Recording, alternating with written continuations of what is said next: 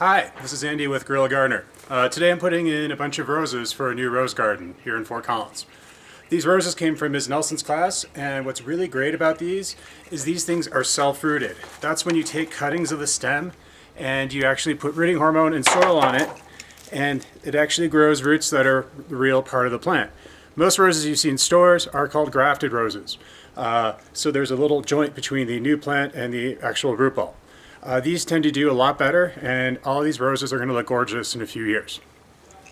Rather than narrating this whole thing, I'm going to talk a little bit more about roses and the biology behind roses as I plant the garden.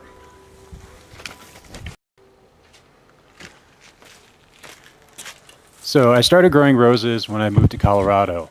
Where I'm from in northern Wisconsin, it was way too cold, and the only way to keep them alive was to dig giant holes and bury the roses in the winter. It's called a Minnesota tip. Here it's a lot warmer, so they do significantly better. One of the things with planting roses is you have to prepare the soil well in advance. So before I shot this video, I added some compost to improve the soil quality. As I'm putting each pot in, I'm breaking open the root balls. This is really important because the roots are a little bound up in the pots, so you have to tear apart the roots a little bit before you put them in the soil. A little bit of history on roses is humans have been cultivating them for about 5,000 years. The original civilizations were in China that were growing roses, but they're now grown all around the world. Roses have a lot of superstition, and this right there is the rose that you are all familiar with. This is called a hybrid tea. It is known for its tight bloom. They don't really do well in gardens. They're just designed to take a cutting, and they don't even smell that much like roses. A lot of gardeners argue that that was a Puritan influence because the original rose grew into these giant shrubs and had so many petals. They didn't pick well, but they were gorgeous, and it was something grown by nobility. Rose I'm going to show you in a second is called Madame Isaac Perrier.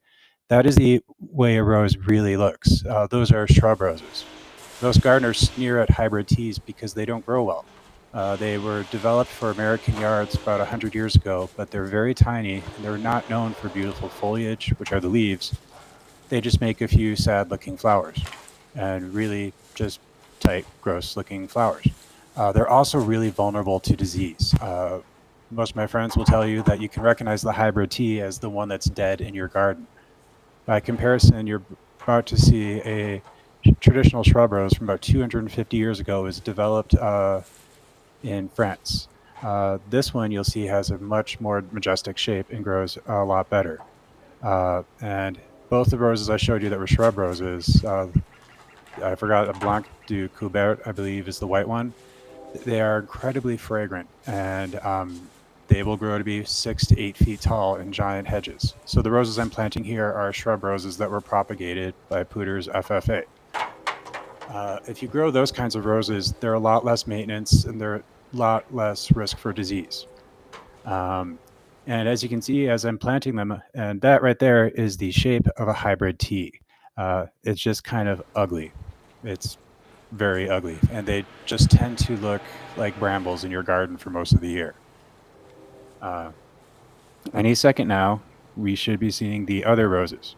And the other thing to know is after I plant all of these, I will give them all a heavy soaking, as well as press the soil down into the roots.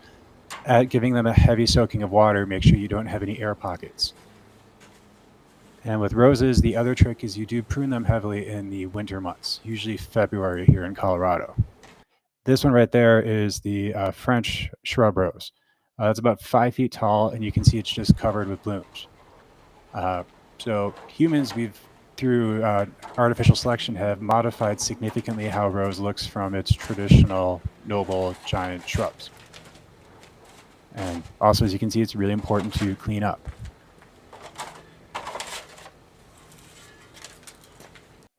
So here's going to be a close-up of what it's like to plant a rose. The hole is already prepared. There's my bald head. I broke up the roots. As you can see, I'm wearing protective gloves because roses have thorns. And the thorns actually irritate your skin quite a bit. So I hope you enjoyed your rose lesson. And here's a quote from Ralph Waldo Emerson. Thank you.